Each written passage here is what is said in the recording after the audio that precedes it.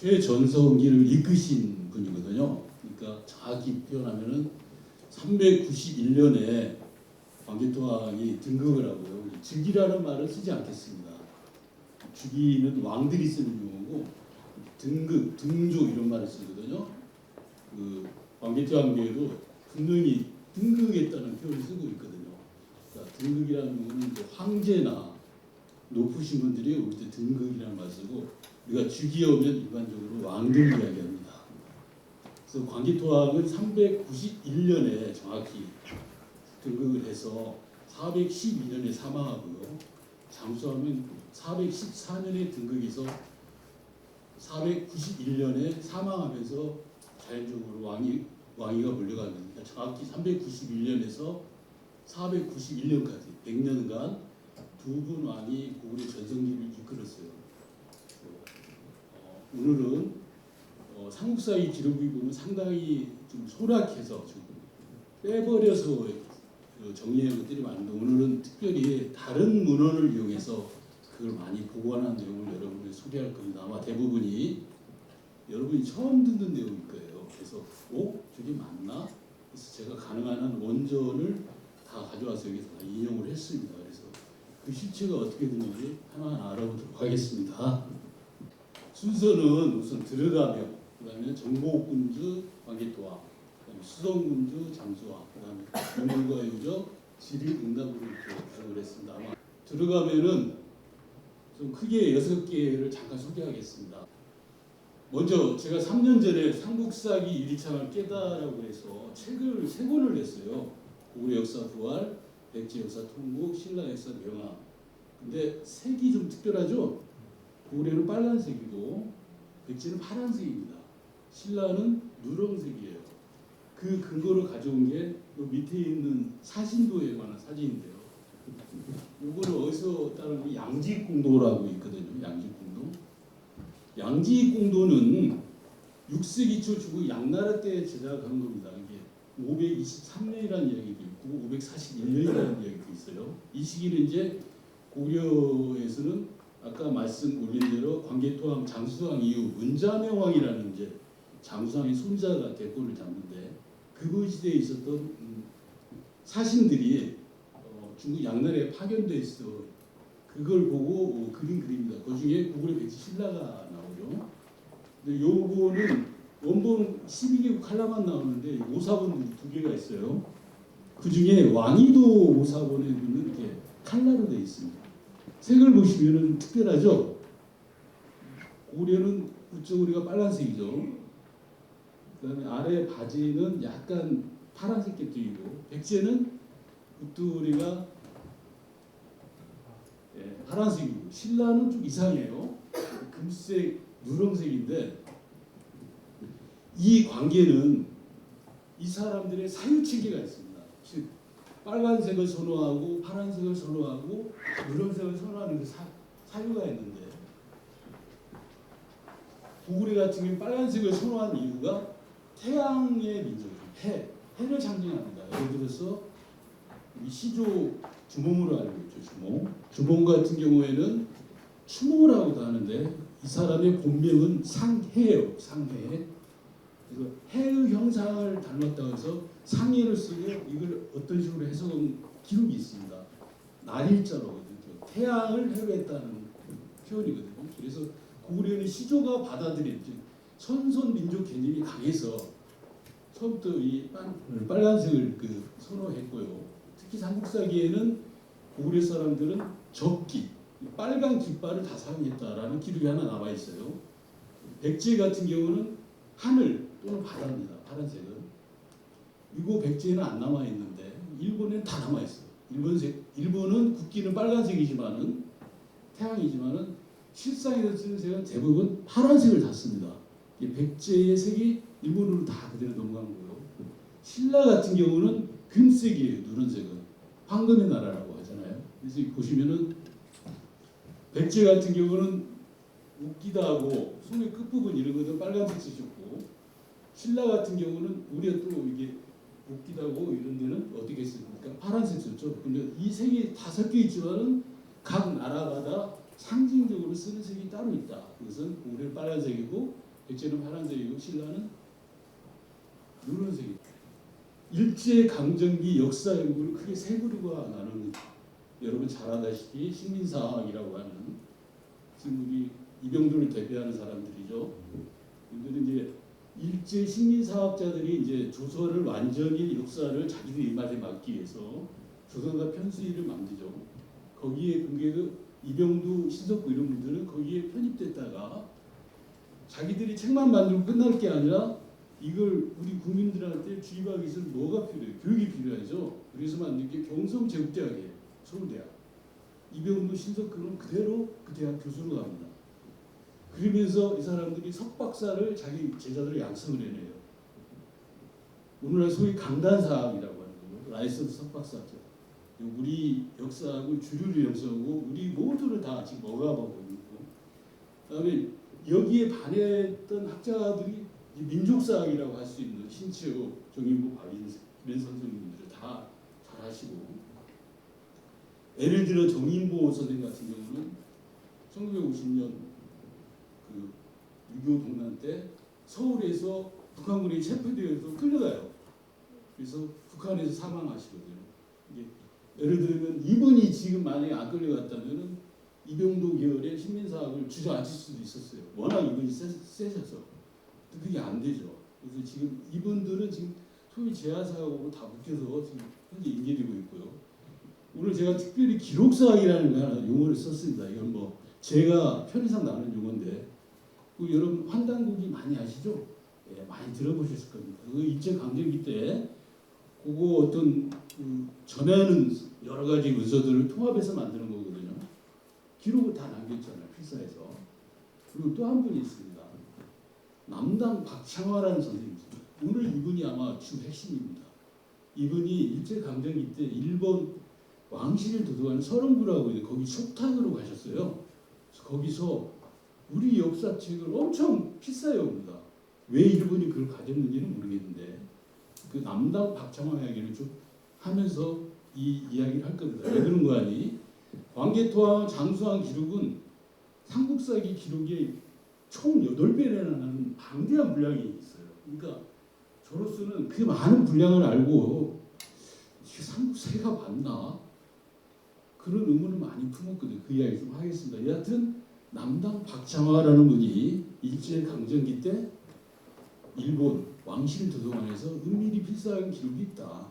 그 양이 삼국사기 기록의 8배나 달한다. 좀 그렇게 우선 기억을 해주시고요. 지금도 그래서 우리는 저는 개인적으로도 뭐 이런 이야기 많이 합니다. 역사 광복은 아직 이루어지지 않았다. 그런 이야기를 하니 식민사학이 지금 그대로 계보가 와 있기 때문에 참고하십시오. 조금 전에 말씀드린 남당 필사본 이야기를 할게요. 삼국사기, 고구려 본기, 백제본기, 신라 본기가 있어요. 본기라고 하는 거는 각 왕들의 천년 기록, 몇년 몇월 며칠 무슨 일을 했다, 무슨 일을 했다, 무슨 일을 했다, 이런 걸 쭉 기록을 편년 기록이라고, 본기라고 합니다. 고구려, 백제, 신라가 있고요. 남당 필사본은 어떤 게 있는 거니? 고구려 사초, 고구려 사랴, 고구려 사라고 하는 현년 기록이 있고요. 유기 추무경이라는 게 있고요. 본기 시편전제이라는 고구려에 관련 사서들이 이렇게 많아요. 그다음에 백제는 백제 왕기 A형, B형 분리되어 있고 백제 서기가 있고요. 신라는 신라사초, 화랑세기, 유화진경, 상잔동장 이런 책들이 참 대단한 책들이 있는 거예요. 그래서 이런 거는 저는 어떻게 판단하는 거예요? 고구려에 유기가 있었다고 그랬잖아요. 유기를 표현했다고. 그래서 유기에 해당하는 기록들이다. 백제는 서기에 해당하는 기록이고 신라는 거추부가 만들었다는 국사. 백제 같은 뭐 고흥이 했다고 그러죠. 그쪽 왕 때 서기. 이런 것들이 다 기록이 일본에 가지고 있다는 거예요. 일본이. 그럼 왜 우리나라는 없는가? 참 의문스럽죠. 그 이야기는 좀 또 다시 할게요. 그래서 남당 필사본은 이 자체가 삼국사에는 딱딱딱 이 세 개만 딱 분려서 압축해서 빼버리고 생략이 됐지만은 남당 필사는 방대한 자료가 있다. 오늘 제가 이야기하고자 하는 것은 바로 광개토항과 장수항도 남당 필사본을 근거해서 이야기를 할 거예요. 아마 대부분 새로운 이야기일 텐데요. 결론은 삼국사기는 초등학생용 역사서다. 너무나 단편해요. 누가 뭐 했다, 누가 죽었다, 누가 즉위했다. 그 전후 사정이 다 빼버리고 그냥 그 나무로 치자면은 나무가 큰 줄기가 이제 고구려 봉기라면은 나무 줄기들이에요. 남당 필사본은 이파리들이 무수히 달려 있는 거예요. 이파리를 삼국사에는 다 잘라내니까 없는 거예요. 필사본에 들어가면은 그 내용 자체가 방대하게 다 나온다. 방대하게. 아까 말씀드려도 총 기록이 8배예요. 8배. 얼마나 많은 기록이 있겠어요. 당연히 그 안에는 삼국사의 기록은 다 나옵니다. 자, 고구려 사학 구석을 잠깐 볼게요.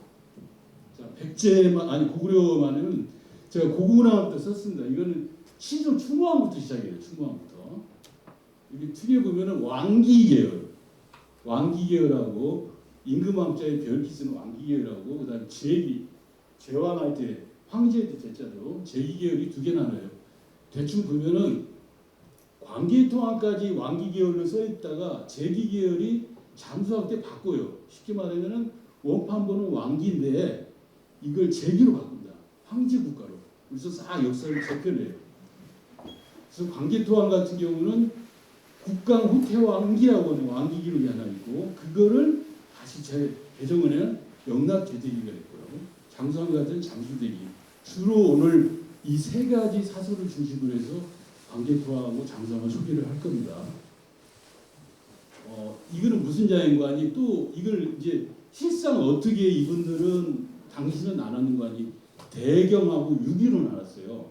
대경은 뭔가 하니 멧대경, 경자는 거울 경자예요. 그러니까 거울을 역사를 쓰면서도 거울을 보는 거하고 똑같아요. 거울을 봐서 내가 자잘못을 확인하는 그러니까 거울 보듯이 역사를 쓴 거예요. 그래서 대경 예를 들면 광계토왕은 광계토왕 대경이 되겠죠.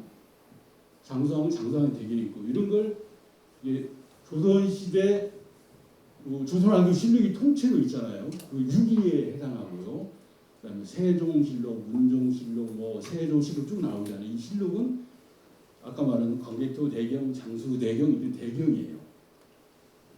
그래서 6기는 역대 왕의 대경들을 전부 이렇게 시합해서 총체적으로 하나로 묶은 게 역사서, 즉 조선왕조 실록과 같다는 얘기예요. 그래서 오늘 저는 광계토왕의 국강 후태왕계와 영락대제기, 장수왕의 장수대제기를 중심으로 제가 거기에서 확인한 내용들을 여러분 아마 소개할 겁니다. 자, 이제 흉민의 3대 폐악집, 이들이 뭔 짓을 저지르는 거 아니에요? 가장 크게 이 세 사람이에요. 대표적인 인물이. 타율성론이라 즉 우리 민족은 너희 조선 민족은 외부로부터 자율적으로 아니고 지배를 받아서 사율적으로 했다는 소위 타율성론이거든요. 쉽게 말하는 그 남남군 유명하죠. 거기에 세키노 다다시가 이걸 요동반도 좀 요소 지방에 있는 거 그거를 한반도로 끌어왔죠. 한반도로 끌어왔습니다. 조선사 편수행하면서 끌어왔고요. 또 하나는 수다 소호키즈는 너희 남쪽은 임나 일본부를 두어서 우리가 통치했다는 거죠. 우리가 통치했다는 거. 그래서 이거 북쪽은 남남군이 중국의 통치를 받았고 남쪽은 일본의 통치를 받았다. 너희는 자율성이 아니라 타율적으로 통치를 받아 성장한 나라다. 성장한 민족이다라는 주장이죠. 참고로 임나 일본부는 임나에 설치한 일본부 하면은 부자 우리 연상하면은 보통 총독부 생각하죠. 조선 총독부. 그런 군정 통치 기관이 아닙니다. 일본부는 일본말로 일본성이 나와요. 믿고 또 모찌라고 쓰거든요. 일본부. 부를 갖다 모찌라고 쓰는데 모찌는 여러분 아실 겁니다. 오야봉 밑에 가방 들고 따라들어가는 가방 모찌라고 하잖아요. 예. 임나에 파괴된 외 사실을 임나 일본부로 쓴 거예요. 근데 이게 우리가 과민하게 대응하고 일본도 계속 주장을 조선 총독 마치 총독기관이 있어가지고 이걸 조선을 통치했다는 식으로 받아들이고 있는데 이거 조금 잘못된 거예요. 여하튼 일제 강점기 시기에는 이런 주장들이 있었고 이게 이제 계속 우리 역사 이병도가 받아들여가지고 족쇄를 채우고 있다. 특히 도리 유조라는 사람이 있습니다. 이분은 인류학자인데 만주를 이렇게 하다가 돌아다니다가 소위 5년 삼성이라는 걸 환인지에서 발견을 해요. 그래서 거기서 이게 고구려의 흘승곤설 쭉 다 이야기했습니다. 고구려의 첫 수도라고 세팅을 모서 박습니다. 그리고 조금 내려와서 지방으로 내려와서 거기에 여러 고구려 수들이 계속 이동을 하는데 그 전체를 아예 거기다 세팅 박은, 그러니까 가장 나쁜 짓을 한 사람이 이 사람인데 아직도 그냥 우리는 이걸 믿어요. 상상을 해보세요. 고구려라는 거대한 국가가 저기 산속 어디 이렇게 숨어서 그냥 거기서 왔다 갔다 했다고 이야기를 해요. 지금도 그렇게 믿고. 그거는 아니다. 그걸 제가 이제 조금 더 설명하겠습니다. 지금 고구려 수도에서는 아무도 이야기하지 않아요. 아, 그냥 거기 온현산성이고 국내성이고 즉 한인 집안 지역이 그냥 거기 왔다 갔다 5, 600년을 했다. 그러다가 장수왕이 한반도 평양으로 왔다. 이렇게 이야기합니다. 요거를 아무도 이야기하잖아요. 역사학자도 이야기하고 제야도 이야기하지 않습니다. 그러나 고구려 사례는 명확히 나와요. 자, 잘못 듣고 종전한 이야기입니다. 최초 도읍지 기적이 많습니다. 흘승골성, 한국사에 흘승골성이라고 썼고요. 광개태왕께는 홀본서성사를 썼습니다. 도륙이 루즈가 이걸 엉뚱한 데다 비교를 처음에 하는 바람에 이게 그대로 이어졌다는 이야기를 했습니다. 그래서 나머지 고구려는 흘승골성, 위나암성, 환도성, 평양성, 평양 이렇게 6번 정도 계속 수도로 왔다 갔다 해요. 계속 이동을 해요. 북쪽으로 그러는데 이런 것들이 다 잘못돼 버리는 거예요. 왜? 최초 도읍지를 포함한 고구려 5도의 잘못된 기증은 도류의 유지가 주장을 하고 이를 이병도가 기판 없이 계승한 최악의 사건이다. 그래서 아직 일제 강점기가 지났는데도 그대로 남아있다. 이는 마치 고구려 중심이 만주골판나 요동, 요선지방 그 대륙에 있는 게 아니고 수도가 서울이 마치 저희 강원도 지금 우리 수도가 강원도 평창에 있는 건 똑같아요. 그래서 이거는 진짜 아직도 개선되지 않는 소가 우선이 되잖아. 그런 하고 싶고요. 자 이제 그런 이야기를 하겠습니다. 자, 삼국사기는 흘승골성 어렵죠? 흘승골성입니다. 그다음에 광개태왕은 홀본소성선을 쓰고 있는데 흘승골성이 무슨 뜻이냐? 남단 필사본에 나옵니다. 좀 설명을 하면은 서로 이렇게 교합하는 곳을 흘승골성이라고 한다는 얘기예요. 무슨 말인지 알겠죠? 서로 앞말과 순말이 이렇게 교접하는 거지만은 실상은 추모왕과 홀본의 그 소선호, 백제의 건국 시주의 그죠? 소선호가 결합한 즉 두 사람이 결합함으로써 고구려가 탄생을 하게 되거든요. 그 이야기고 광개토왕비는 홀본서성사이라고 쓰고 있습니다. 홀본 서쪽에 성이 있는 산. 홀본은 좀 애매하죠. 홀자는 좀 보통 도성 마을을 가리키는 홀자가 어디 골이라고 하잖아요. 무슨 골 하듯이 홀이거든요. 근데 이 홀자에는 어떤 게 있는 거예요? 한자로 개자, 갈자라는 게 있어요. 개 갈은 한자로 또 날일이에요. 태양이에요. 해, 날일. 그 전에 홀은 졸이라는 뜻도 있어요. 졸. 우리 졸. 이 졸은 우리가 똑같이 쫄병 이렇게 이야기를 하지만 조금 더 들어가면 홀하고 같은 뜻이 있어요.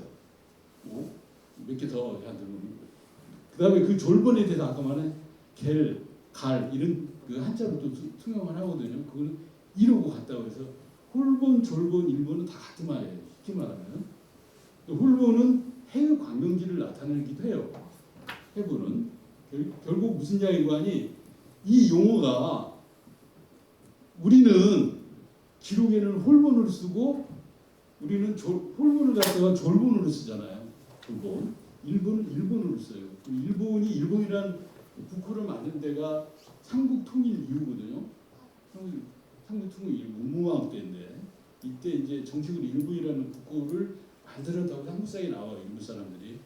그 이야기는 무슨 이야기관이 고구려에서 건너간 유민, 백제에서 건너간 유민들이 이 홀본을 못 버린 거예요.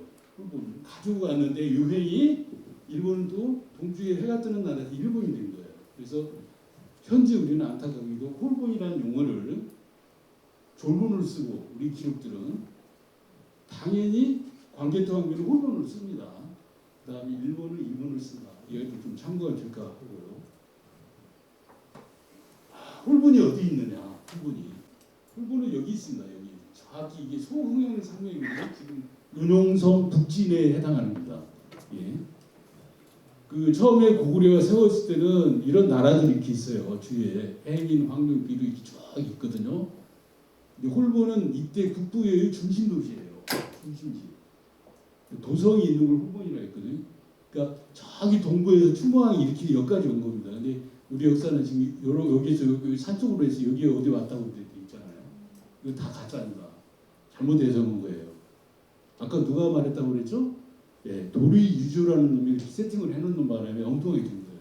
고구려는 북부여를 그냥 계승한 거예요. 계승. 자, 필승고세 이야기를 하겠습니다. 도리유주는 오녀산성, 한일 오녀산성으로 해놨어요. 그걸 옛날 고려 때 무라산성, 오로산성이라고 불렸던 곳이에요. 여기 발굴해봤어요. 고구려 건국이 BC 37년이거든요. 그 흔적 하나도 없어요. 3, 4세기 때 성을 쌓은 기록 흔적만 나왔어요. 고고학교는 이미 지명이 됐어요. 거기는 아니에요. 아무 상관이 없는 곳이에요. 산꼭대기 지금 되어 있잖아요. 삼국유사에는 필승무술이 북진 의무여사라고 정확히 나옵니다. 북진 의무여사 나오고 요거 학자들 인정을 안 해요. 삼국사기 다른 건 다 믿으면서 요 기록은 또 인정을 안 해요. 이건 아까 말씀드린 대로 여기 있습니다. 송한 선생의 이 요한데요. 전혀 다른 곳에 있는 거죠. 예. 삼국사들이 썼는데도 인정을 안 해요. 오로지 도리유주가 처음 일제 강점기 때 세팅해놓은 걸 그대로 그냥 받았어요. 유명하신 대학자들 다 그래요. 그 왜 이걸 안 넣냐? 이게 처음을 여기다 돼 있는 걸 여기다 한번 하면은 기존에 쓴 논문들이 다 거짓말이 되는 거예요. 그러니까 이거 깰 수가 없는 거예요. 변청 과정은 간단히 소개하면은 이렇습니다. 필승고세에서 추모왕 1년 37년이고 인하암성으로 가거든요. 인하암성은 국내 인하암성이라고 돼 있어요. 국내 독을 정한 지 425년이 지난 장수왕 때 평양으로 옮겼다 이렇게 돼 있어요. 이게 삼국사회가 기록을 해놓은 거거든요. 근데 이 차트대로라면은 홀승그솔 인하암서 그다음 425년 만에 평양으로 가야죠. 근데 본기 기록을 보면 산상왕도 한조선으로 옮겼다는 기록이 있고 동천왕도 평양선으로 옮겼다는 기록이 있고 그렇습니다. 국내성 써있죠? 국내성 수도 아닙니다. 수도한 적 없어요. 여러분 국내에서 수도를 알고 있죠? 수도한 적 없어요. 난주에 장수왕이 평양으로 천도해서 별도로 삼은 경우 있어요. 별도는 뭡니까? 그냥 딸린 수도죠. 딸린 하나에. 그런 기록은 있지만은 거기를 수도로 삼았다는 기록은 절대 없습니다. 아니 아예 나오지도 않아요. 삼국사에. 근데 지금 국내에서 수도로 이야기하고 있어요. 그 이유는 도리유주가 거기를 그렇게 세팅해놨어요. 이런 기록들을 가지고 엉뚱하게. 실상은 이렇게 됩니다. 자, 제가 말씀드렸죠. 홀승것을 아까 이걸 각각 동도, 서도, 북도, 남도라고 해요. 이 고구려는 특징이 있어요. 수도로 옮기다는 이전 서도를 폐쇄를 안 해요. 지역적으로 거점화해서 그걸 활용을 합니다. 그 추모왕 시기에는 동도, 서도가 두 개가 있었어요. 여기 있었고 윤왕성으로 이제 유류왕은 여러분 아시다시피 그 추명왕 혈통을 받은 사람이잖아요. 원래는 소선호가 낳은 비류 온조가 비류가 태자였어요. 근데 유류왕이 죽으면서 막판에 바꿔버려요. 내 후계자를 내 혈통으로 하겠다. 그래서 소선호는 결국 비류 온조 데리고 남쪽으로 내려와서 백제건국 하잖아요. 그러니까 그 추모왕이 변심함으로 인해서 고구려에 정착하지 못하고 백제가 건국되는 거예요. 엉뚱하게. 그리고부터 당국에서 핑퐁이 일어나는 거죠.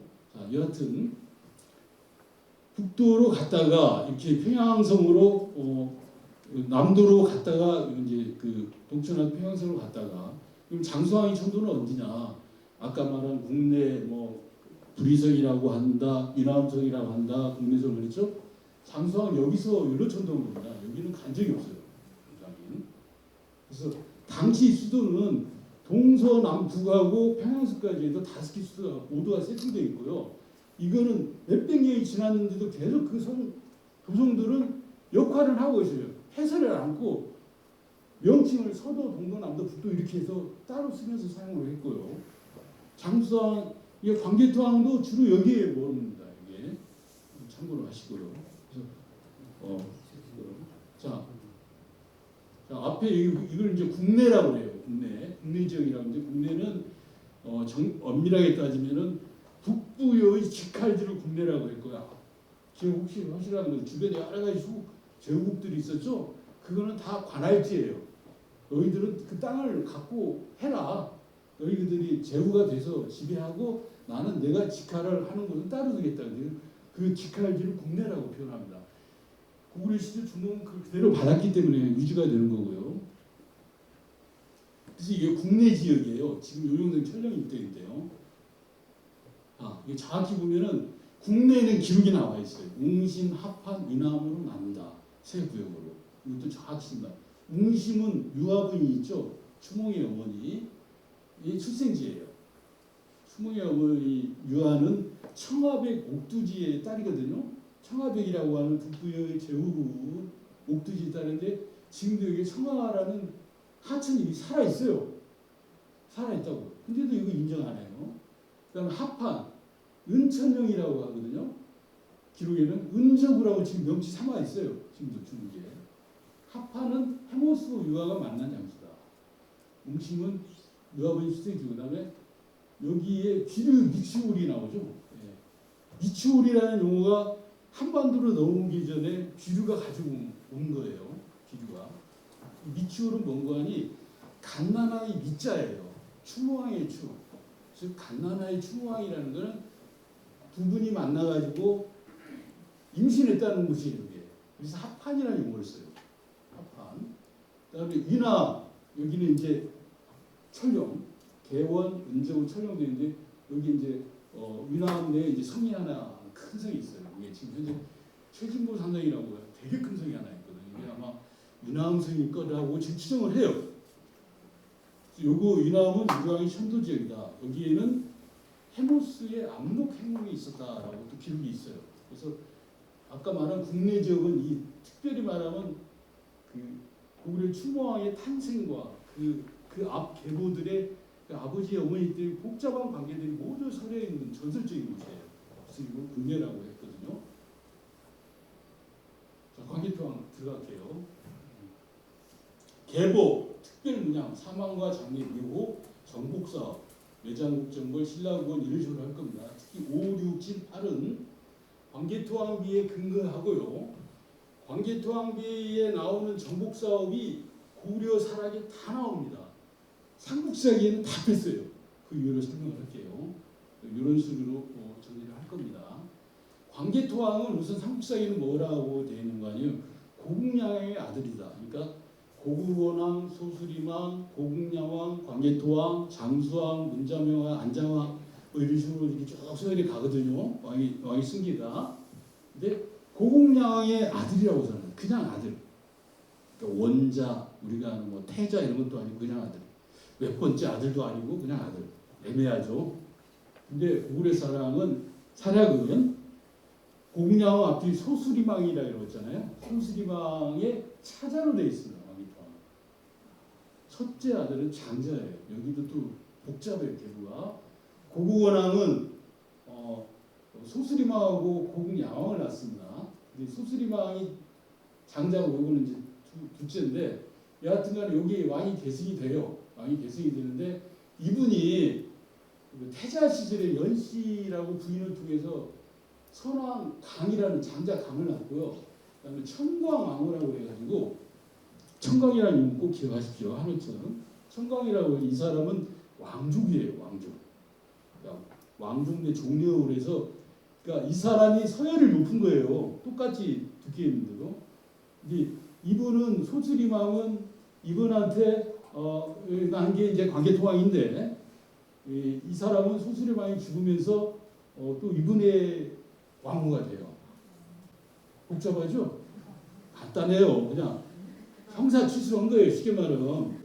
그것도 여기 나와요. 아우도 잘 지켜서 담덕에게 물려주게나. 왕후 너도 동생한테 다시 혼인해서 왕후가 돼서 담덕을 잘 지켜달라는 유언을 남겨요. 고국량은 어떤 분인가 하니 한 10년 정도 하다가 390 2년에 사망해요, 정확히. 근데 391년에 광개토왕이 등극을 했다고 그랬죠? 1년 차이가 나죠. 삼국사에는 무조건 등극이 딱 등극 연도가 맞춰지면은 앞 사람은 그 전에 죽어야 돼요. 안 죽었어요. 이분은 미리 넘겨줬어요. 어느 때? 광개토왕이 18세가 되네. 이게 중요해요. 탐륜이라는 청광왕후가 낳은 아들이 있어요. 얼마나 자기 혈족으로 믿고 싶게 했어요. 근데 지켰어요. 그것도 1년 먼저 18세가 되니까 먼저 고위를 넘겨주고 자기는 뒷방으로 물려놔요. 그러다가 1년을 사망해요. 형 요원대로 형 아들한테 넘겨줬어요. 형한테. 그것도 1년 먼저 죽기 전에. 이야기는 뭐냐면 만약에 이분이 딴 마음을 먹었으면 광개토왕은 안 나타났어요. 광개토왕이라는 이름 자체가 없었을 거다. 고구려 역사에서 상당히 그 분기점에서 중요한 역할을 해서 광개토왕이라는 위대한 군주가 탄생한 거다. 자, 광개토왕은 공식적으로 2명의 왕후를 둡니다. 토사나무와 평양왕후. 이 사람은 토사는 광개토왕의 이모예요. 평양왕은 광개토왕의 누나예요. 불행한 아이죠. 자기가 다 나이 많이 먹은 사람을 결혼했잖아요. 이거는 공식적으로 고구려도 왕족을 보호하기 위해서 어쩔 수 없어요. 이 사람들은 용골이라고 해요. 골품중의 세상이에요. 왕후는 반드시 용고로에서만 나와요. 다른 사람은 비예요. 빈. 후궁들이에요. 왕후만큼은 왕족에서만 나오도록 그렇게 세팅이 되어 있더라고요. 특별 분야 이야기 하겠습니다. 8.15 광복에 광복 직후 46년에 신라의 호우충이라고 있어요. 호우충. 이거 호우라고 하거든요. 호우. 근데 이게 이 문양이 하나 있어요. 문양. 이거 학자들 이거 우물정자라고 해요.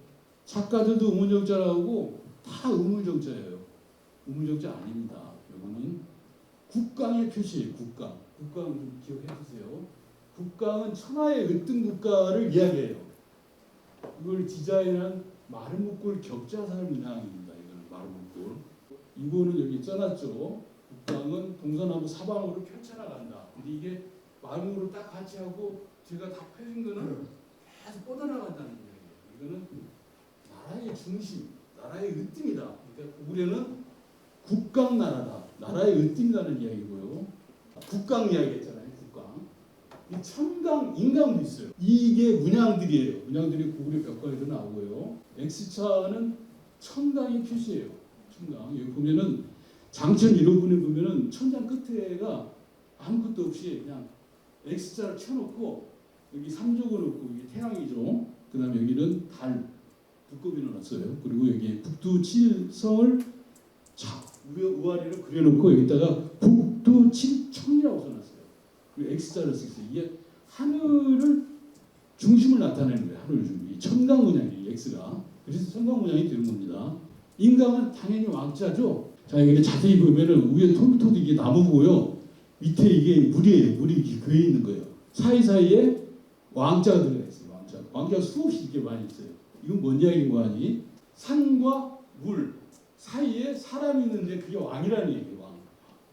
사람이 중심이고 산과 물과 그 안에 사람이 중심이 되는 왕이 있다는 얘기입니다. 이 이야기 나중에 좀 하겠습니다. 자, 광개토왕은 어떻게 죽느냐? 광개토왕이 죽는 장면입니다. 광개토왕은 황산한 김성 집안 지역의 사냥에서 아마 여기에 간 이유는 아마 장지, 내가 죽을 물질자리를 보러 갔을 거예요. 근데 어떤 병을 걸려요. 이건 아마 지금으로 말하면 바이러스나 세균에 아마 감염 갑자기 된 거예요. 39에. 그래서 딱 돌아왔는지 이제 몸이 열이 나는지 정신없이 아프잖아요. 그래서 왕실이 이제 전전 궁금하다가 누가 산삼을 갖다 준 거예요. 백산은 장백산 이야기한 거예요. 장백산 산삼을 줬는데 이 사이에는 조금 비하인드가 있어요. 생략하겠지만은 이 짧은 순간의 선택으로 인해서 광개토왕이 그냥 사망해버리고 젊은 나이에. 광개토왕은 어디서 죽는 거 아니요? 북도 유남동 주유공이라 있는 데서 사망해요. 황산은 김성 집안의 산릉으로 와서 저기 무덤을 써서 거기에 이제 시신을 이동해서 묻거든요. 여기에 또 미스터리가 있어요. 412년 7월에 사망했는데 414년 9월에 여기다 묻었다고 이야기 나오는데 1년 이상 차이가 나잖아요. 1년 이상. 왜 바로 못 묻었을까? 이따 제가 이야기할게요. 묘호. 이건 광개토왕기에 나옵니다. 국강상 광개토령 평안호태화. 국강상은 아까 말한 국강은 나라의 으뜸이라고 그랬어요. 천하의 최고 나라가 국강이라는 개념입니다. 그게 고구려다. 국강을 통치하는 태왕이라는 뜻이에요. 국강상. 근데 우리는 학자들 뭐라고 하는지 알아요? 이 강자 북두칠성 강자를 해석을 못해가지고 언덕 강자로 써요. 그래서 나라의 언덕, 어디 산 비슷한 어떤 언덕에 묻었을 거다 이런 해석을 해놔요. 거짓말입니다. 광개토경 이거 외치죠. 나라를 저기 영토를 넓히고 평안 광개토왕비의 국부민의라는 용어를 씁니다. 나라가 국왕과 백성이고요. 이 평안입니다. 그다음에 호태왕은 412년 죽기 그 해에 아까 말씀드린 호태왕 명원 도사라는 존호를 누군가 해줘요.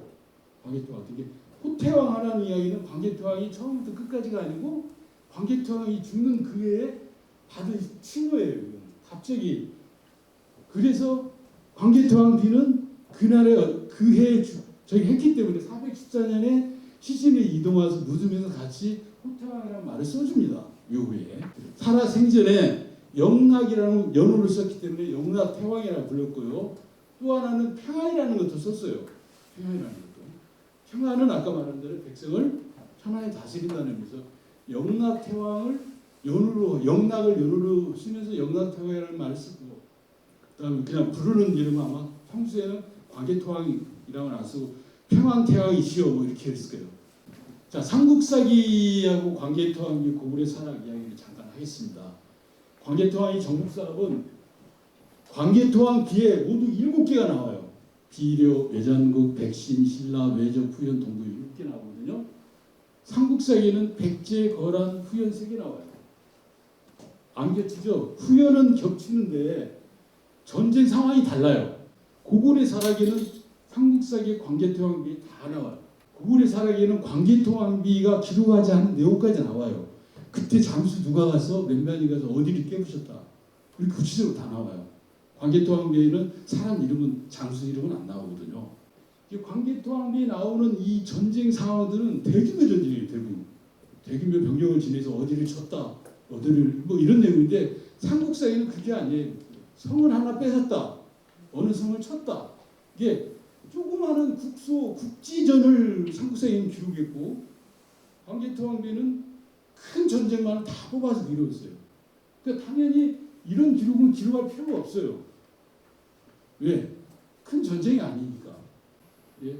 아까 말씀드린 대로 여기에 대해서는 김부식이 와서 해명을 해야 한다. 정복사 부분부터 2가지만 할 거예요. 여잔국 정복, 신라 부분 2가지인데요. 두 사건은 어떤 사건인가 대략 설명을 하면은 이 외장국을 정복을 함으로써 이 세력이 일본으로 건너가서 야마토라고 하는 세력이 또 새로 만들어져요. 그러니까 핑퐁이 밀려버린 거죠. 그 다음에 신라도 마찬가지. 외장국이 396년에 외장국이 정벌당한 거는 그때 지배층이 일본으로 건너가서 야마토를 만들고요. 신라 구원은 신라 내부랑이 광개토한테 요청을 해요. 여기 사람들이 많이 모여가지고 그것도 이야기하겠는데 그거는 그 본진이에요. 외장국의 본진. 백성들이 거기에 뭉쳐가지고 이걸 밀어냅니다.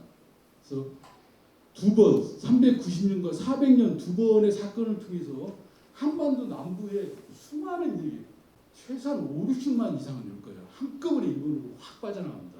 그러면서 일본은 인구가 갑자기 폭발적으로 막 증가를 하면서 신이 일본에 드디어 역사 시대라는 귀한 선물입니다. 일본이 이때부터 본격적으로 일본이라는 나라도 아까 말씀드린 만들고 율령도 만들고 법치체제, 통치체제, 그다음에 영토 확장, 일본 전역에 대해서 갑자기 역사의 선물을 받게 됩니다. 그러면서 그게 오늘날 일본까지 오게 되는 결국 무슨 이야기냐? 광개토왕의 2번의 한반도 남부를 밀어내므로써 이 세력이 오늘날 일본의 주류 세력을 선정했고 일본이 결국은 일제강점기라는 우리 뼈아픈 역사를 준 것도 이 연장선이다. 이게 연도별로 딱 맞아요. 1년 간격으로 세팅화해서 뿌잉 돌아가면서 정보활동이 이루어지는 거예요. 기록에 의하면은 삼국사기, 중국기록, 그 다음에 고구려 산하 아까 말씀드린 국강호태왕기나 영락개지기, 그 다음에 광개토왕기 어느 한 번도 패한 기록이 없어요. 완벽한 정보활동을 하신 거예요. 그거는 매 2년, 3년마다 이 정보활동을 했다는 이야기는 그 기간에 준비를 했다. 이게 완벽한 각본을 짜놓고 거기에 의해 진행을 했다. 그래서 정목군 중에 보기 드물게 위대한 왕이다. 자, 그러니까 영락 6년 아까 이제 외장국 정벌이라고 해요. 간략히 소개하면은 이게 참 391년에 신민연 기사라는 게 나오고요. 그다음에 병신년 390년에 남정을 합니다. 전쟁 결과는 이게 엉뚱하게 한반도 서남부 이게 충청도 전라남북도가 다 광해토와의 말발굽이 떨어지면서 거기에 있는 집단이 모두 어디로 간다? 일본으로 다 빠져나가 버려요. 신민연 기사인데 거기는 백잔, 인나, 신라를 이 외장국이라는 나라가 신민화 삼아서 원래는 고구려의 송면이었는데 신민화 삼아서 이게 배경이 돼가지고 그래서 이 외장국을 손을 보야겠다고 판단을 하신 거예요. 그리고 5년 준비합니다. 5년 딱 준비를 해요. 그리고 서남부 지방을 전해요. 서울에 있었던 한성백제라고 하잖아요. 거기 18개 성이 광해토항에 떨어지고요. 외잔 40성, 이렇게 충청도에 40개 성이 또 떨어집니다. 58성 600촌이 서남부 지방에 초토화됩니다. 광해토항의 말발굽에. 그래서 아까 빠져나갔다고 그랬죠. 이 사람들이 일본의 야마토 397년 정식으로 야마토 응신왕이라는 유명하신 분이 있거든요. 15대 왕. 그 사람으로 다 태어납니다. 제가 이 외장국을 부여백제라고 했습니다. 부여백제 입구를 외장국이고 외장국 입구를 야마토예요. 결론은. 공간에 이동했지만 사람은 다 그냥 변화해서 간 거다.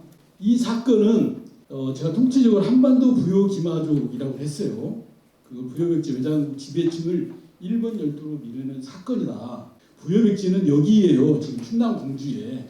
원래 이 세력은 이 요소지방에 서부여 위구태라는 사람이 여기에 이제 건국을 해요.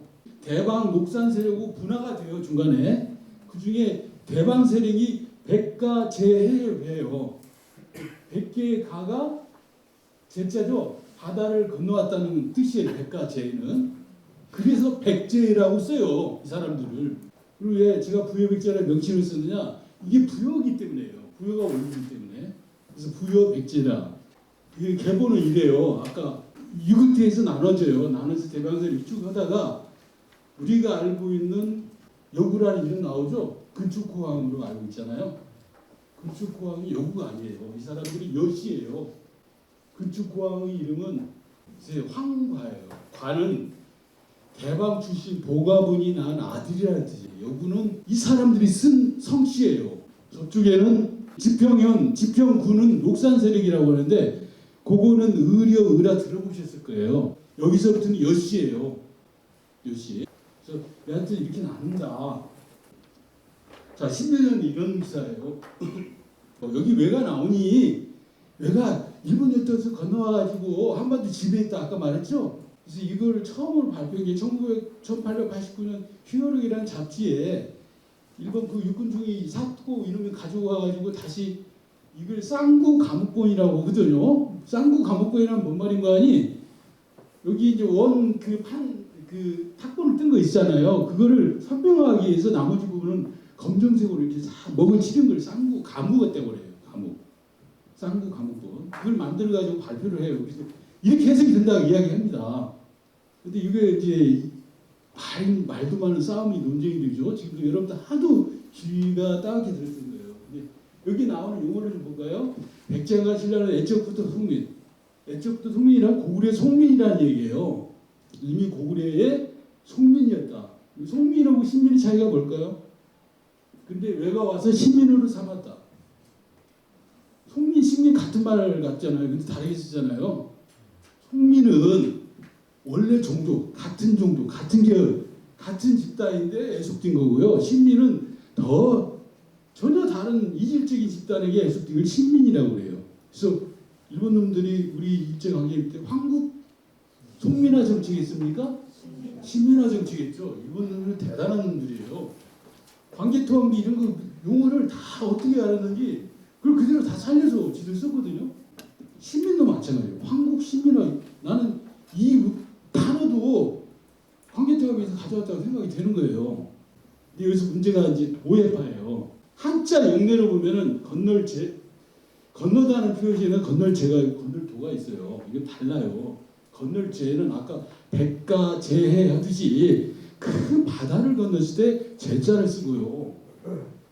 도자는 조그마한 하천이나 강을 때 도자를 써요. 도강, 도화 그잖아요. 우리가 저기 근데 바다를 건너왔다. 한자 용례가 안 맞는 거예요, 서로. 그죠?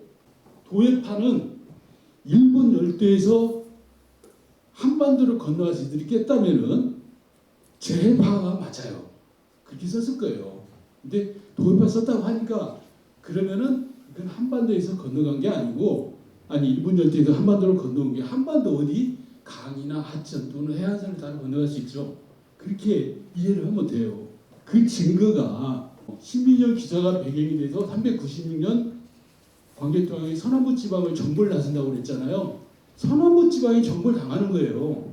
일본이 거기서 건너와서 백잔, 신라, 어디 이런 데를 식민으로 삼았다면 일본 열도에서 건너왔다면 일본 열도를 광개토왕이 가서 깨야죠. 그죠? 근데 한반도 서남부에 있는 외장국이 깨져요. 건너갔다는 건 일본 열도에서 건너온 게 아니고 여기서 건너갔다는 할 수 있는 거죠. 먼저 18개 성을 깹니다. 광개토왕. 이게 다 백제에 해당하는 거예요. 그 관미성이요. 거기를 7일 동안 해서 힘들게 확보를 해요. 거기를 확보를 한다는 이야기는 여기 송파에 있는 한성 백제는 밖으로 나갈 수가 없어요. 통제 딱 당하니까. 봉쇄 당하니까. 그리고는 수군을 이용해서 남하를 합니다. 아산만하고 이쪽 웅진 그리고 여기 성을 깹니다. 그게 아까 말씀드린 40성을 깨는 거예요. 그리고 다시 올라갑니다. 올라가서 한성에 가서 당시 아신왕한테 또 충성 맹세를 받아요. 노객 맹세 소위 신하로서 하겠습니다라는 걸 다시 한번 확인시키고 돌아갑니다. 그러니까 신민영 기사라고 하는 거는 얘가 바다를 건너와서 백잔, 신라, 임나에 해당하는데요. 임나를 깼다는 이야기는 맞지 않고 이 외장국이 충청도에 있는 외장국이 갔다. 가서 우회로는 백잔을 깨고 동쪽으로는 신라와 임나를 깨니 광개토왕이 5년 준비해서 390년 치를 세우고 내놓은 거다. 이렇게 이해하시면 그러면 얘가 여기를 왜냐? 여기 또 의문이 남죠? 왜 외장국으로 썼을까? 한반도 이 사람들이 외인인가? 아닙니다. 자, 이 기록이 나와요. 고구려 사료에도 나와요. 국가훈태행기에는 그 네모가 임나라고 그랬잖아요. 이건 백장, 임나, 신라를 손을 보야겠다고 이야기가 나와요. 이거는 앞으로 정벌 대상이다. 규정을 해요. 394년에 고구려에서. 그러니까 이 나라들이 충청도의 외장국이라고 하는 게 손을 대서 식민을 우리 속국이었는데 이미 과거에 고구려에 이들 손을 대는 바람에 정벌에 나선 거다. 신민영 기사에 등장하지 않은 임나 신라를 파한 외는 일본의 때와 한반도 외장국이다. 유효액제라는 거예요.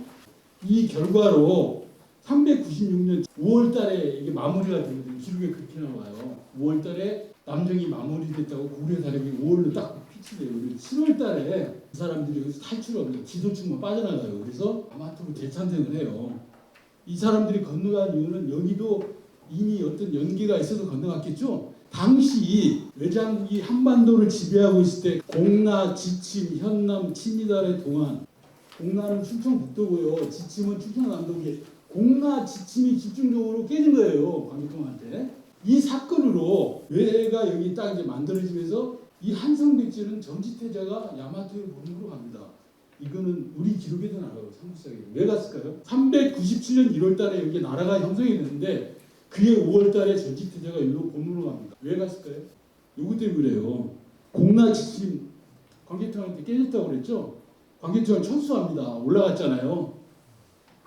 외장국이 즉 부여백제가 지배하던 이 강역을 인수하는 조건으로 전지태자를 본으로 보내는 거예요. 한성이. 이 사건을 위해서 한성에 있는 이 조그마한 소백제가 갑자기 영역이 확 커지는 거예요. 전지태자를 보내서 교환하는 거예요. 담보로. 이제 여기로 이 사람들이 돌아올 수는 없잖아요. 자, 영락 10년, 이제 400년 신라 구원 사건 보면은 399년에 내무랑이 광개토왕한테 콜을 해요. 좀 도와주십시오. 이유는 사람들이 너무나 많이 모여 있는 거예요. 어디에? 경상남도 남해안에. 그래서 이 사람들이 신라 국경을 넘어서 못도 파괴하고 성도 파괴하고 하니 그거를 내려와서 우리 좀 깨주십시오. 이들이 다 몰아내 주십시오라고 내문하게 SOS를 해요. 그래서 광개토왕이 복이 5만을 보냅니다. 표병기병. 결과는 이 사건은 뭔 이야기로 거냐? 아까 그 396년에는 외장국 즉 부여백제의 왕 지배층이 넘어간 사건이라고 그랬잖아요. 여기는 상한 백성들이 집결을 합니다. 왜? 일본으로 엑소도스 하기 위해서.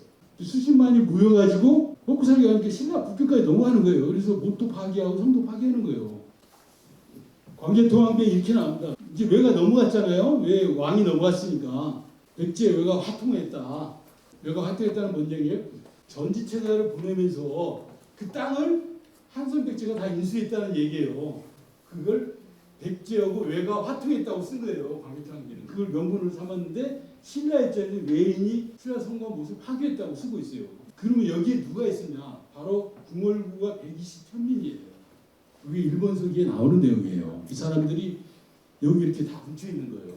왜? 일본 열도로 건너가서 자기 옛 왕인 부여백제의 왕이 일본 열도 야마토 왕으로 변신했으니 이제 백성들도 그들을 따라가야 하잖아요. 그래서 다 집결한 거예요. 그래서 어떻게 왔겠어요? 신라 정했으면 아마 이게 낙동강을 따라서 다 이렇게 그럼 바다를 통해서 집결했을 거예요. 집결해서 이제 바다를 넘어가는 일만 남았잖아요. 근데 이게 쉽게 안 되는 거예요. 쉽게. 그래서 광개토왕이 내려본 복이 5만 아마 저렇게 해서 갔을 거예요. 여기에 보면은 임나의 성을 함락했다는 이야기가 나오는데 이제 가라 김해죠. 김해 금강가해가 와서 뒤따라 성을 함락했다는 내용들이 나와요. 여기. 그렇죠? 그래서 성은 즉시 기복했다. 안라인 술병을 두었다. 이런 표현이 또 나왔거든요. 왜 안라인일까요? 얘들 하만에 있는 아라가야 사람들을 데려다가 수비병으로 뒀을까요? 수비병으로 뒀다는 얘기는 무슨 이야기입니까? 고구려군은 다 철수했다는 얘기죠. 결국은. 왜 그랬을까요? 이거는 다른 기록 이런 게 돼요. 알라는 홀본인이다. 홀본 사람이 알라인이라는 기록이 따로 있어요. 그러니까 고구려군은 이 알라인이라고는 이미 혈통력으로나 뭐나 다 뭉쳐 있는 거예요. 결국 고구려 사람들이 내려와서 세운 가야일 수도 있다는 얘기예요. 알라는 홀본인이다 이렇게 돼 있어요. 그런 기록이 있어요. 자, 신라는 400년 이제 광개토왕이 군사를 이렇게 하니까 402년에 넘어갑니다. 대규모 엑소더스가 마무리돼요. 그 수십만이 한꺼번에 달리는 거예요. 이 인원은 내가 말했죠. 일본 역사에 갑자기 선진화된 사람들, 선진화된 문물, 선진화된 문화 이 한꺼번에 팍 오면서 일본이 폭발적으로 한다는 이야기 들었잖아요. 근데 신라는 이사원 왕자를 또 야마토에 본모로 보내요. 요거 건너가는 걸 담보하기 위해서 잡아가요. 딴짓 하지 마라. 잡아놓은 우리는 어떻습니까? 특히 말을 엑소더스 보장해달라고 본모로 보냅니다. 영락대직의 경자 2월 경 400년 외가 신라에 들어왔다는 소식을 듣고 서구와 해성 등의 사람 장수 이름 나오죠? 광개토왕비에 안 나와요. 5만 군사를 이끌고 가서 구원하여 외를 물러나게 했다. 임나, 안나, 가락 등 모두가 사신을 보내 입주하였다.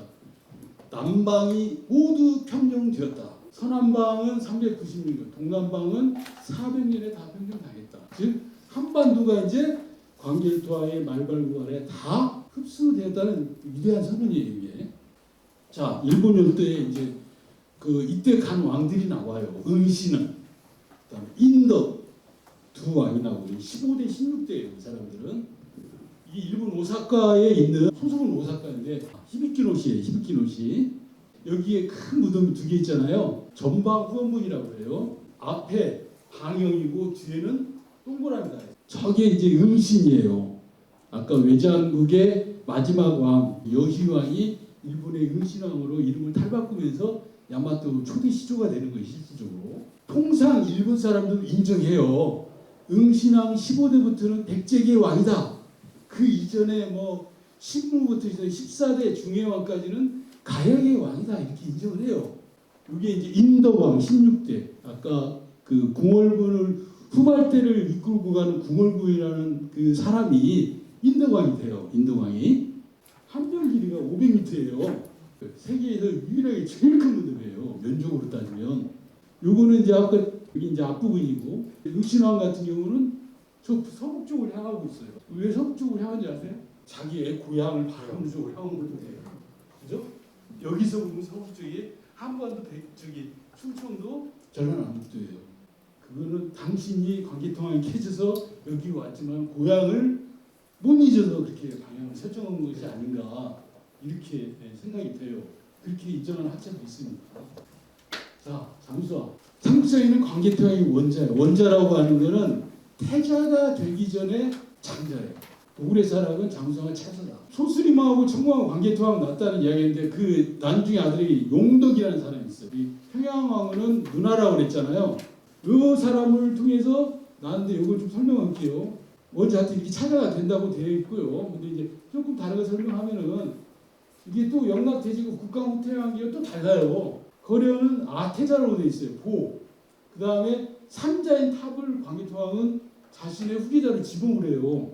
후계자가 따로 이렇게 정한 사람이 있었어요. 광개토왕은 거래는 안중에도 없었다는 게 거래니 왕까지 올라가기는 얼마나 힘들었겠어요. 등급 아까 천강이라는 분이 있다고 그랬잖아요. 광개토왕의 어머니 이분이 동생의 천익이라는 사람이 있어요. 근데 광개토왕이 갑자기 딱 죽자 이분이 변심을 해요. 내가 이번에 왕이 한번 돼야겠다. 그래서 이번에 대권 한번 해서 해야겠다고 그러고 자기가 스스로 왕이 돼요. 보이 찬탈하는 거죠. 1년 5개월 동안 왕이 됐은 게 이 천익이라는 이권왕이 되신 분이 이제 저기 장수왕 밀어내려고 하잖아요. 근데 장수왕이 어떻게 하고 군사를 동원해가지고 후태사 진압을 하고 왕이 되는 거예요. 그래서 공백기가 발생했다. 장수왕 하면 연호가 우리 없어요. 장수를 시호로 한다고 삼국사기에 나와 있어요. 광개토왕은 연호가 영락인데 장수왕은 연호가 없었을까? 연호가 있어요. 4개나 있습니다.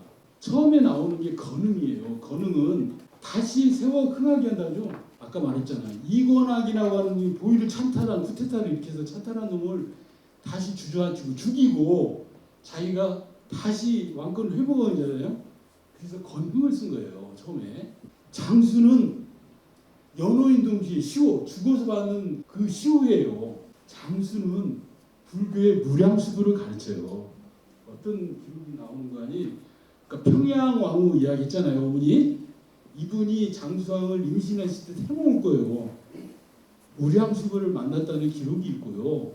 장수왕이 또 장수를 시호를 바꿀 때 꿈에 무량수부를 현몽했다는 기록이 있어요. 그러니까 한없이 수명이 끝이 없는 무량수부를 어머니 꿈에도 태몽에도 나타나고 자기 현몽에도 나타나요. 자기는 나는 장수할 수밖에 없다. 그런 어떤 장수에 대한 화신으로 이런 이해를 하면 돼요. 자, 우리가 장수왕 하면은 삼국사의 기록이 지금 차이예요. 조공왕, 조공이 47번이나 나와요. 고구려 사락에는 조공이 아니에요. 레조, 그 나라가 고구려 장수왕한테 방문을 바치고 고개를 숙이고 했다. 그런 내용이에요. 한국사는 47회예요. 그렇지만은 장수대제국이 65회에서 외국에서 왔다. 삼국사기는 주로 북이 뭐 이런 내용들만 나와요. 근데 여기는 보면은 고구려 사락에는 장수대제국은 뭐 외, 백지, 신라, 뭐 멀리 선선, 누라남구 뭐 이런 데서 오고 외, 백지, 신라 외도 오고 남쪽, 북쪽 사방팔방에서 다 와서 조공합니다. 장수왕한테. 이유가 있겠죠? 장수왕 시기 고구려는 최전성기예요.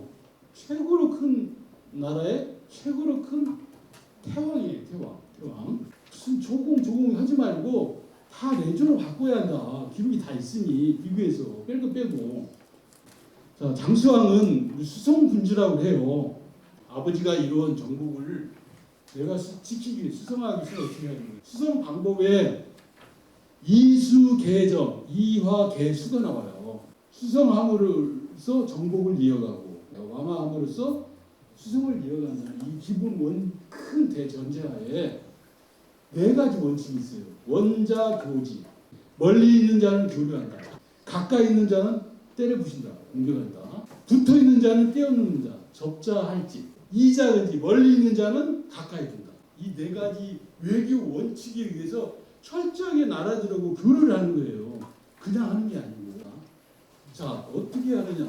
원자 근지 이 중원 국가들이 주로 근자 공직 파란색 계통은 다 고구려 주변에 있는 나라들 가까이 있는 공격에서 떼부신다는 얘기예요. 광개토왕은 외교만 한 게 아니에요. 정록도 많이 해요. 접자할지 백제하고 신라는 붙어 있죠. 붙어 있는 사람 떼어놓아야 하잖아요. 그래서 백제 신라는 공격을 당해요. 또 그다음에 이자 멀리 있는 자는 가까이 들어요. 왜? 왜는 계속해서 사신도 보내고 사신이 추가로 오고 이런 네 가지 원칙에 의해서 했다. 정복사 간단히 볼게요. 그 백제 같은 경우는 한성이 올라가고 웅진을 천도하죠. 그 내용이고요. 신라도 공격을 받아요. 수지왕 3번 하는 이유는 왜? 아까 말했죠. 붙어 있는 자는 떼어놓는다. 백제 신라는 떼어놓기 위해서 공격을 하는 거예요. 장수왕 시기 보면은 후왕이라는 게 있어요. 고구려 태왕이에요. 태왕의 고구려가 후왕을 둔 거예요. 연나라, 양나라, 제나라, 노나라, 5월 초 8개 나라가 관장을 받은 왕들이 있어요. 장수왕 때는 월왕, 초왕, 우왕의 관장을 받은 분들이 나와요. 이 사람들은 전부 다 왕족. 왕만이 혼자 이게 못 다스리니까 이런 관장을 주는데 그럼 여기가 어떤 불가가 있어서 가냐. 직접 여기를 공략이 됐다는 게 이제 기록들이 좀 있어요. 중국 기록도 있고 최초원에서 나오는 기록도 있고. 근데 실제 여기 통치를 했냐? 그건 저도 조금 의문이에요. 이게 우리 땅이라고 선포를 했냐? 그건 좀 의문이라는 얘기예요. 다만 국토가 해안선을 따라서 있어서 어느 정도 여기에도 고구려 사람들이 가서 상주하거나 어떤 식으로도 문화적 교류라든가 하여튼 꼭 추정을 해요. 고구려 후왕이 최대 30명이나까지 두었다는 기록이 있어요. 눈을 누적 잠깐 볼게요. 자, 이제 이게 집안의 모습이에요. 전체 11,354개가 현재 확인이 됐어요. 요거는요 수도가 아니에요. 요거 능 지키는 곳이에요. 고구려 사람은 항상 별궁이라고 명확히 써놓았어요. 별궁. 이 집안일 때 여기는 네크로폴리스 사자의 도시. 자, 여기에 왕릉급 부덕이 주로 있어요. 이 5명은 다 왕하고 관계되거든요. 왕릉은 일반적으로 어떤 조건이 있는 거 아니에요? 능원이 있어요. 그리고 조선 왕조 저기 능 가보면 주위에 삐들어 잔디만 있고 능원이 돼 있잖아요. 사당이 있어요. 사당은 건축물이죠. 그러니까 기와나 토기 파편이 발견이 돼요.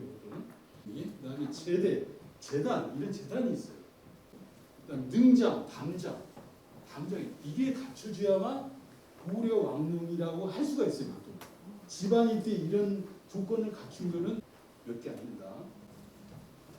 그러면 거기에는 왕하고 왕후 이런 사람들만 보통 이걸 다 갖추게 돼요. 이거 간단히 보면은 서대총을 보면은 우리가 항상 이걸 미추왕릉이라고 해요. 미추왕릉. 근데 고구려 사락에는 나와요. 미추왕릉은 석굴이라고 해요. 석굴 돌로 된 동굴 안에 시신을 안치했다고 하는데 이게 그렇습니까? 그거는 여기하고 상관없는 거예요. 국내들이 때. 자, 여기는 이렇게 나와요.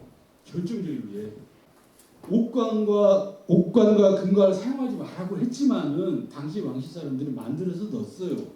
근데 여기에 주석을 다는 이런 기록이 있어요. 이거를 옥관과 금관을 사용했기 때문에 금관능이라 한다. 영양왕 때의 말갈이 무덤을 파헤치다. 그래서 이렇게 된 거예요. 이게 뭐 미추왕릉이라고 뻥치는 거는 삼국사에만 또 맹신하기 때문에 학자들은 이름을 몰라요. 이렇게 돼 있다. 천추종 집안 고구려이라는 게 발견이 돼요. 아까 그 옆에서 영락대직이 신묘 6월 대행을 고국량에 장사하신다. 순금 순장을 금하고 진기한 문물을 부정하지 말라 하여 단지 연호 수묘인을 두고 비석만을 세워 공덕을 기록하였다. 이 비석에 대한 이야기가 나와요. 기록에. 이 집안 고구려변 이름만에 선왕 묘상에 비석을 세우고 그 연호도 20인의 이름을 새겨 후세에 널리 전하노라고 여기 써 있어요. 선왕 묘상 입기 명기 연호 두 20명 선시 후세 이렇게 써놨어요. 국광상 태왕후 평안 태왕이 나오죠. 기록이 명확히 나와요. 그래서 이거는 그 집안 고구려변은 고국량의 공덕비다. 증명이 된 거예요. 태왕 너무나 잘하니까 이건 생략할게요. 영락대직의 상이 주유국 위남성에서 등하였다. 39이다. 평양후가 따라 죽었다. 평양 이야기했죠. 누나. 그래서 갑인년에 4월 9월에 대행을 황산에 장사 지냈다. 그러면 관을 올려오는 받침이 두 개예요. 관대라고 해요. 열받침. 하나는 광개토하고 하나는 따라 죽은 평양왕후잖아요. 그죠? 근데 아니에요. 이거는 첫 번째 토산왕후예요. 토산왕후는 늦게 죽어요. 446년에 죽은 76세로. 여기는 또 사연이 있어요. 여하튼 관대, 즉 널받침이 두 개라는 거는 하나는 광개토왕, 하나는 토산왕후다. 평양왕후는 어디에 묻었을까? 같이 왜 같이 안 묻고 또 따로 했을까? 이게 또 궁금하잖아요. 10년은 후태왕 청동마을이라고 되죠. 10년은 391년에 있고 451년이 있어요. 60년대에서. 아까 제가 후태왕은 412년 광개토왕이 돌아가기 직전에 준호가 제정됐다고 그랬죠. 이거는 451년에 이건 광개토왕 때 만들어진 게 아니고 장수왕이 아버지 광개토왕의 등국 60주년을 기념하기 위한 행사에서 쓰기 위해 만드는 청동마을이다. 그래서 후태왕이 들어가 있는 거예요. 장군총 이제 이야기할게요. 장군총은 되게 작아요. 면적만 보고는 태왕릉의 4분의 1 정도가 안 돼요. 작아요. 근데 웅장하잖아요. 여기는 원래가 평양왕후릉이에요. 아까 광개토왕 같이 죽은. 근데 여기 못 묻히고 따로 묻혀요. 지금 나온 기록을 볼게요. 상이 하양 옥구와 함께 황산에 가서 평양릉에 곡하며 명하길 내가 죽거든 여기에 장사 지내고 어머니와 합골하여라. 이거 보세요. 이에는 국가가 색을 일체 피하는데 상은 황산 행궁에 머물면서 나날을 하양과 함께 죽음을 탐하마 욱호가 말려도 듣지 않았다. 12월 7일 하양의 침수에서 궁하였다. 그러니까 자다가 죽으신 거예요. 때 큰 눈이 닷새에 내려 길이 모두 끊기고 하양은 상이 즉 장수왕이 죽은지도 모를지 깊은 잠에 빠졌다. 욱호가 일찍 일어나 가보고 처음 발견하여 감국 문자명왕을 불러 발상했다. 이에 제궁 장수왕이 시신을 평양릉 광열로 들여보내 육탈을 기다렸다가 합골하였다.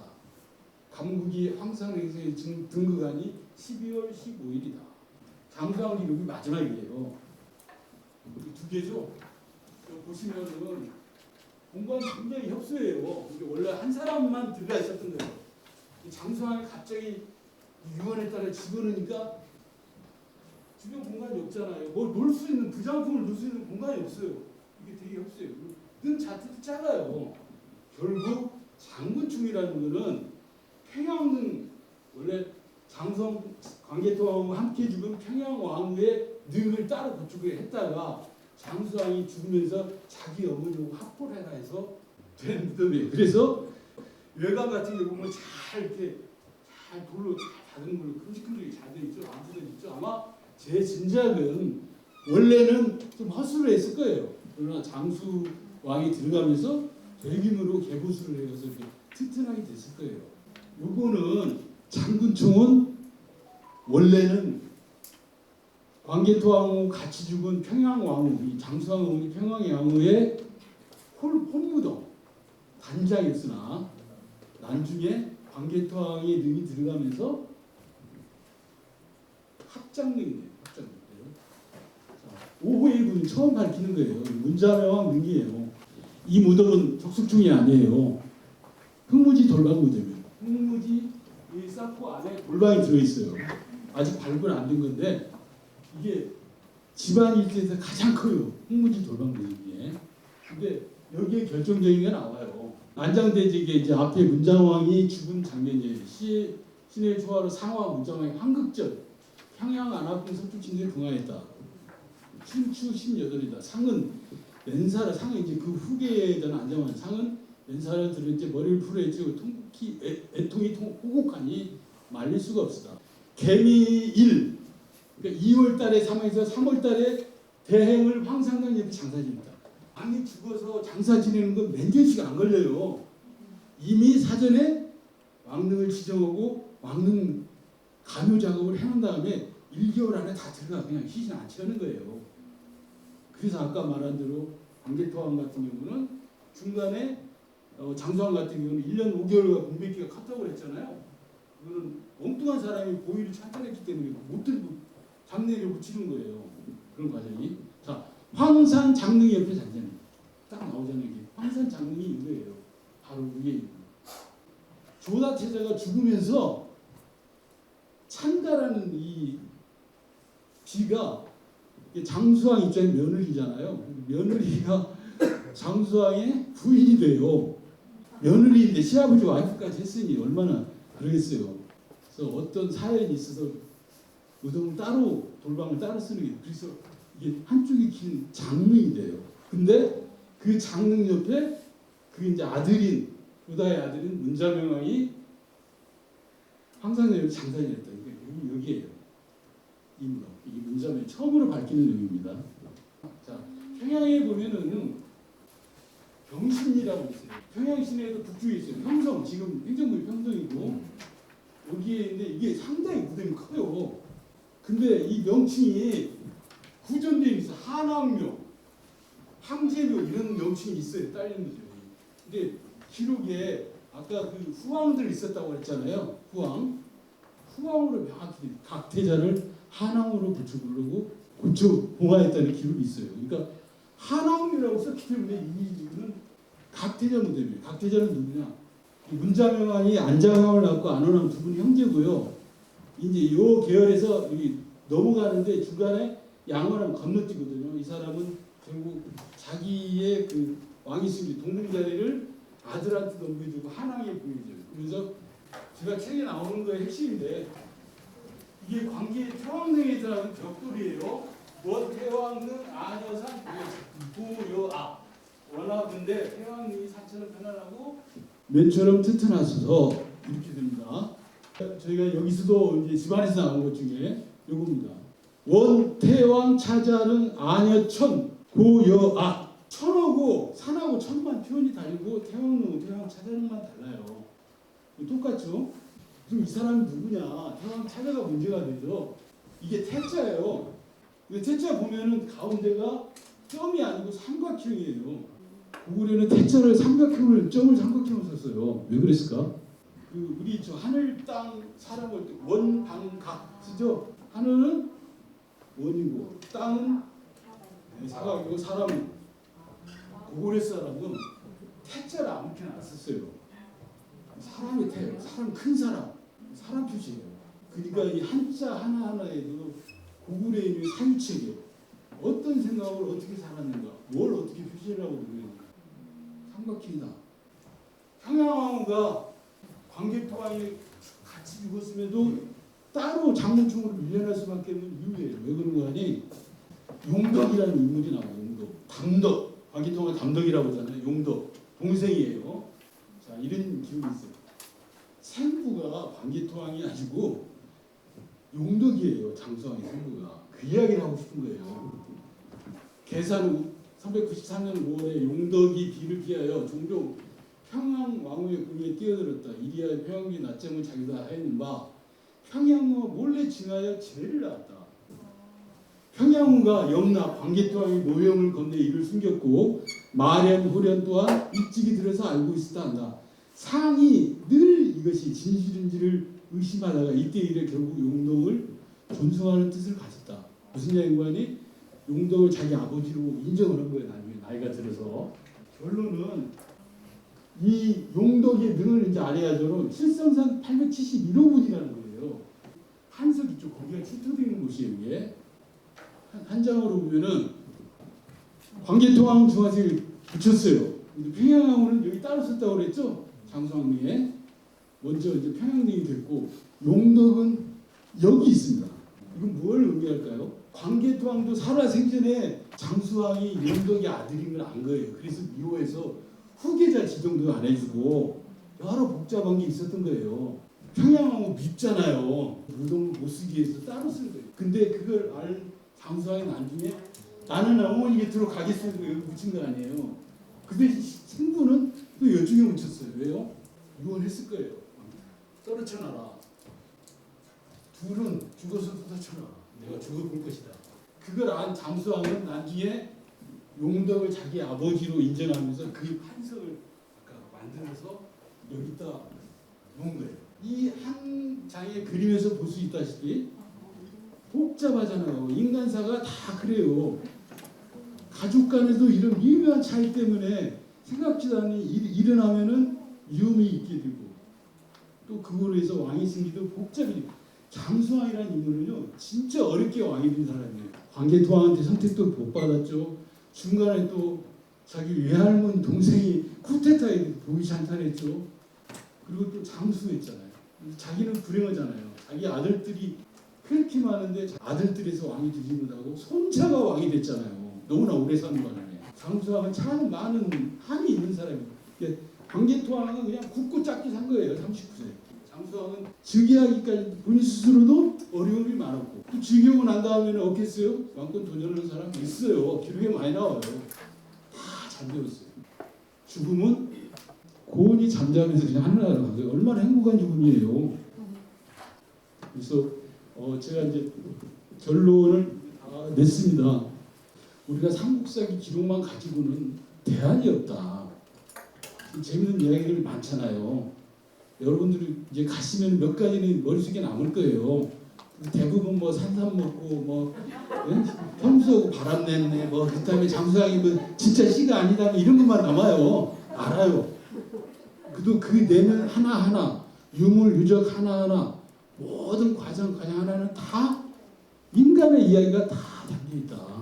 우리가 현재 살고 있는 모습에서도 우리 그냥 막연히 정복군주 광개토왕 수성군주 장수왕 뭐 이렇게 하지만 그 내면 하나하나 들어가 보면은 실로 놀라운 것들이 하나하나 다 내재되어 있다.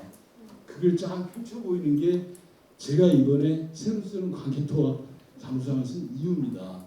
선생님 지금 너무 열정적인